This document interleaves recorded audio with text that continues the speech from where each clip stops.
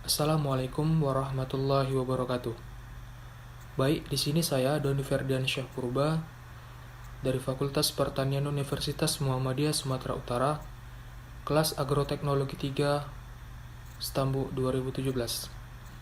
Baik, di sini saya akan menjelaskan tentang teknik pengendalian penyakit pada suatu tanaman. Dalam membudidayakan suatu tanaman, kita tidak akan terlepas dengan adanya gangguan OPT, di mana OPT bisa berupa gulma, hama, ataupun penyakit yang bisa mengganggu pertumbuhan dan produktivitas suatu tanaman. Dalam mencegah hal itu, maka kita sebagai petani bisa melakukan berbagai tindakan pengendalian.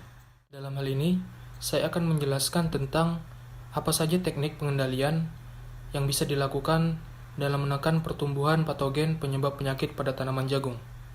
Secara umum, pengendalian bisa dibagi menjadi dua. Yang pertama, pengendalian secara preventif, dan yang kedua, pengendalian secara kuratif.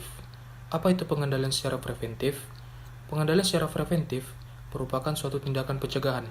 Dalam artian, kita melakukan tindakan pencegahan sebelum patogen-patogen tersebut menyerang dan menyebabkan kerugian terhadap tanaman yang akan kita budidayakan. Ada berbagai cara teknik pengendalian preventif yang bisa kita lakukan. Yang pertama, pengendalian dengan menggunakan benih unggul.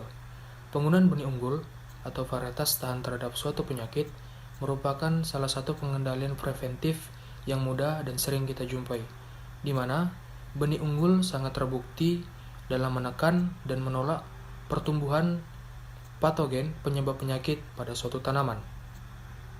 Selanjutnya, kita bisa melakukan pengendalian dengan cara sanitasi lahan.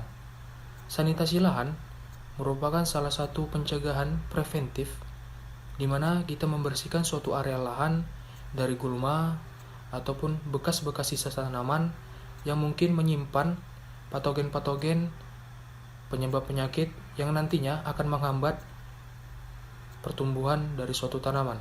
Cara selanjutnya, kita bisa melakukan dengan pengaturan jarak tanam. Pengaturan jarak tanam merupakan salah satu teknik pengendalian preventif yang bisa kita lakukan, di mana kita mengatur jarak antara satu tanaman dengan tanaman yang lainnya. Pengaturan jarak tanam cukup mudah dilakukan dan efektif dalam menekan pertumbuhan dari patogen penyebab penyakit, di mana pengaturan jarak tanam bertujuan untuk mengatur kelembaban areal suatu tanaman. Seperti yang kita ketahui, saat kita tidak melakukan pengaturan jarak tanam dan jarak tanam suatu tanaman dengan tanaman yang lain sangat rapat, maka kelembaban akan tinggi. Hal inilah yang menyebabkan penyakit atau patogen penyebab penyakit menjadi sangat lebih mudah tumbuh dan bersarang pada areal tanaman, yang nantinya akan menghambat pertumbuhan dan produktivitas suatu tanaman. Pengendalian selanjutnya, kita bisa melakukan pengolahan tanah. Pengolahan tanah merupakan salah satu pengendalian preventif yang bisa kita lakukan, di mana kita bisa melakukan penggemburan atau pembolak-balikan tanah pada suatu area lahan yang akan kita tanami nantinya. Pengolahan tanah bertujuan untuk memusnahkan patogen-patogen penyebab penyakit yang hinggap atau bersarang di dalam tanah area lahan yang akan kita tanami nantinya. Selanjutnya, kita bisa melakukan pemupukan. Pemupukan juga merupakan salah satu bagian pengendalian preventif yang bisa kita lakukan. Pemupukan merupakan salah satu penyediaan hara bagi tanaman yang nantinya tanaman akan mendapatkan suplai makanan yang kita harapkan metabolisme dari tanaman tersebut menjadi lancar, dan hal inilah yang mendukung tanaman tersebut mampu tumbuh dengan baik dan menghambat segala pertumbuhan penyakit atau patogen yang hinggap pada tanaman tersebut. Tetapi, dalam pemupukan, kita harus memperhatikan dosis yang akan kita berikan pada suatu tanaman. Tanaman yang berlebihan dosis juga tidak akan baik pertumbuhan dan produktivitasnya. Dan hal inilah yang menyebabkan tanaman akan lebih mudah terserang oleh hama maupun penyakit yang nantinya akan menghambat pertumbuhan dan produktivitas suatu tanaman.